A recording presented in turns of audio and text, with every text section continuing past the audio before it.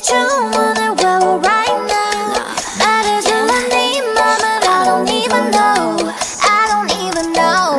주문을 걸어 있어버려 shoot. Butterfly처럼 난 네 맘을 boom.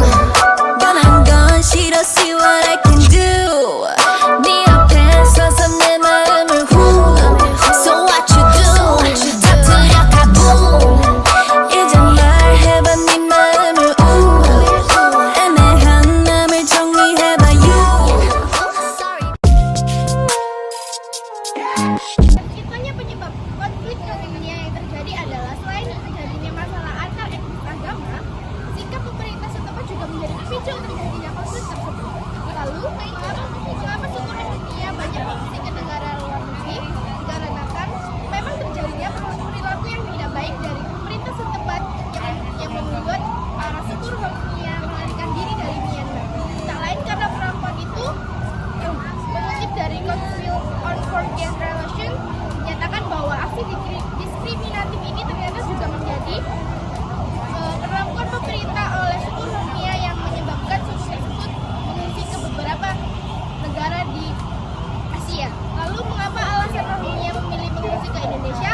Karena mereka tidak diberi akses terhadap kewarganegaraan dan pencatatan, tidak diperbolehkan untuk mengakses layanan kesehatan, pendidikan, dan kesempatan kerja, dan dibatasi dalam camp dan desa, serta menjadi sasaran kekerasan ekstrim dalam negara tersebut.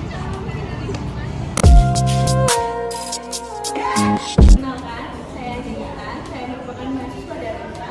Pada kali ini, saya berada di Museum Pendidikan Surabaya yang tujuannya untuk mewawancarai tentang fungsi Rohingya dari berbagai sudut pandang, terutama oleh sudut pandang masyarakat umum.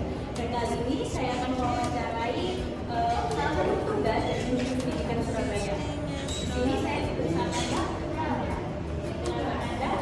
saya ingin bertanya mengenai fungsi Rohingya yang saat ini berada di Indonesia. Apakah itu memberi dampak negatif dan dampak positif di Indonesia dan untuk kita sebagai masyarakat Indonesia? Jadi dari positifnya kita bisa ketika bisa membantu ya. Kita yang sekarang masih aktif ya. Mungkin untuk positifnya bisa diambil kita bisa membantu sesama manusia. Tapi sebagai catatan karena sekarang sudah mulai ketegangan mereka ya. Jadi mereka sudah tahu dari istilahnya diberi tempat sementara mendatangkan itu, tapi ternyata ada beberapa kerusakan yang mereka lakukan. Jadi mereka merusak beberapa fasilitas yang diberikan. Jadi mungkin itu sisi negatifnya.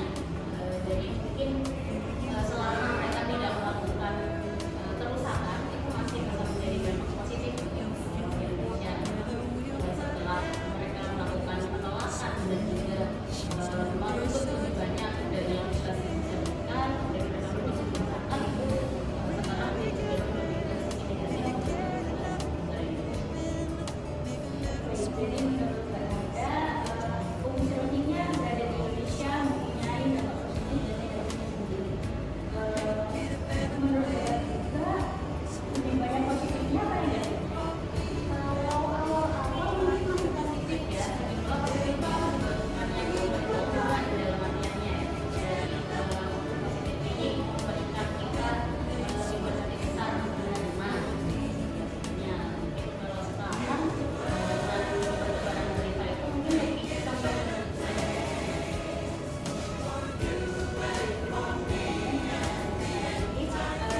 jadi kesimpulannya penduduk pengungsi Rohingya yang berada di Indonesia memiliki dampak negatif dan positifnya bagi negara Indonesia, terutama buat masyarakat Indonesia juga. Di sini warga negara Indonesia, terutama juga warga Indonesia, membantu pengungsi Rohingya untuk tetap di Indonesia, memberikan bantuan dengan tempat tinggal, makanan dan sebagainya. Tetapi terdapat berita juga yang beredar bahwa pengungsi Rohingya meminta lebih dari pemerintah Indonesia dan mereka tidak menerima secara sukarela, tidak menerima secara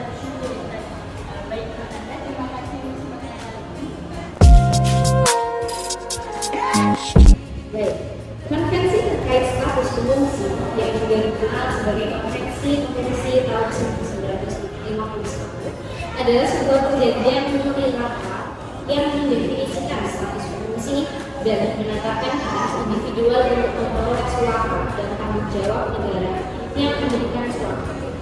Konvensi 1951 mengkonsolidasikan instrumen-instrumen internasional terkait konvensi yang telah ada dan memberikan kodifikasi balik lagi mengenai hak konvensi di tingkat internasional.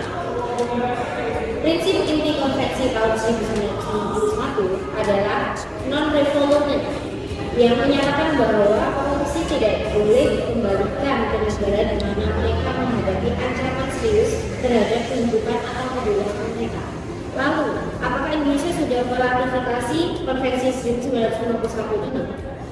Konteks internasional juga menjadi salah satu hambatan dan alasan pemerintah Indonesia belum meratifikasi konvensi pengungsi tahun 1951 dan juga protokol tahun 1967 dan menjadi negara pihak dari konvensi tersebut. Ada beberapa aspek yang menghambat pemerintah Indonesia dalam ratifikasi konvensi 1951 tentang pendidikan tahun 1997. Aspek yang pertama adalah aspek ekonomi. Persoalan domestik yang ada dalam Indonesia sendiri masih sangat banyak dan kompleks. Angka kemiskinan serta pengangguran yang masih banyak mewarnai persoalan domestik Indonesia yang saat ini masih belum diatasi oleh pemerintah Indonesia.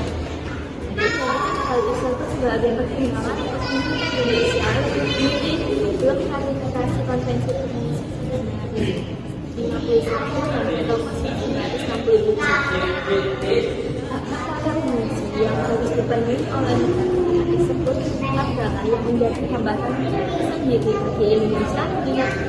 Penduduk Indonesia sendiri telah mencapai 200 juta penduduk. Dan ditambah lagi masih banyak penduduk Indonesia di bawah dari keturunan miskin.